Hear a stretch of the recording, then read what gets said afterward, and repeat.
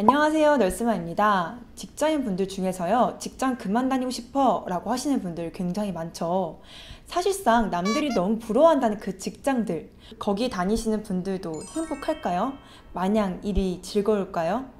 물론 일이 가끔은 재밌는 순간에 있을 수 있지만요, 모든 게 다 좋다라고 하기에는 사실상 어려운 부분도 있는 것 같아요. 최근 들어서 제게 창업에 대해서 많이 문의를 주시더라고요. 저한테 막 간호사 초봉은 얼마예요? 라고 물어보시는 분들 계셨는데요.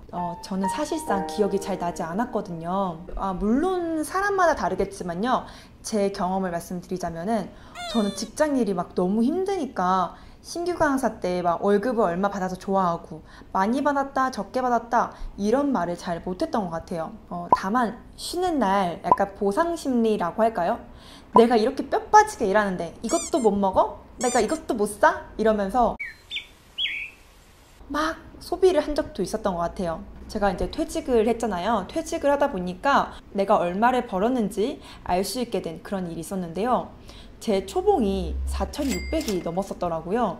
그리고 제가 퇴직할 때쯤 해가지고 오버타임 수당 이런 것도 있고 하다 보니까 연봉이 5,000이 훌쩍 넘었더라고요. 물론 저도 알고 있었어요. 내가 다른 직장인들에 비해서 그래도 월급을 어느 정도 받고 있나? 라는 생각을 하기도 했어요.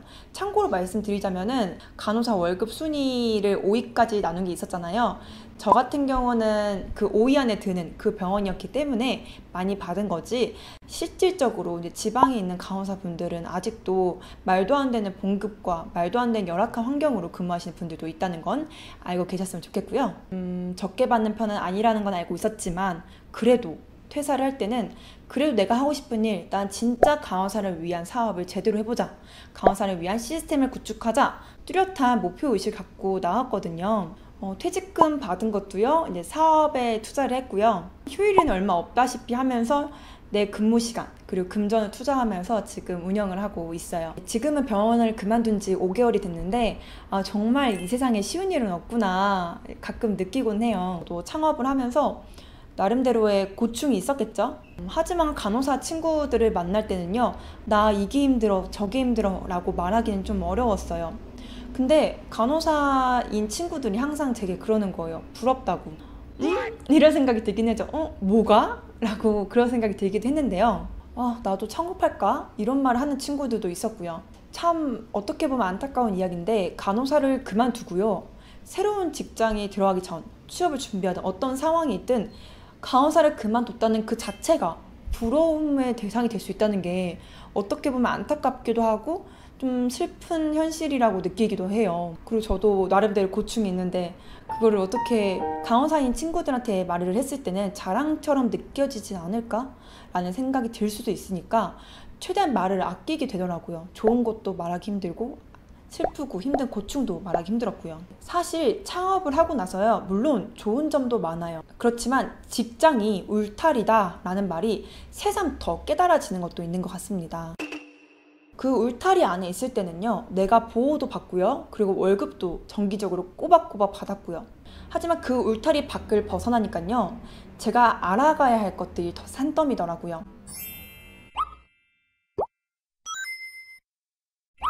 요즘 변호사, 그리고 세무사, 법무사님들을 통해서 많은 걸 배우고 서류화하는 작업들을 하고 있고요. 그 울타리 밖에서는요, 자유롭지만 책임져야 될 부분이 더 많은 것 같습니다. 그거를 어떻게, 하지만 내가 선택한 길이고 월급 뭐 적게 받아도 돼, 나 월급 안 받아도 돼, 난 내가 하고 싶은 걸 하겠어, 나는 간호사를 위해 뭐든지 하겠어 라고 하고 나왔지만요, 그래요, 저는 월급 없이 살고 저는 괜찮아요.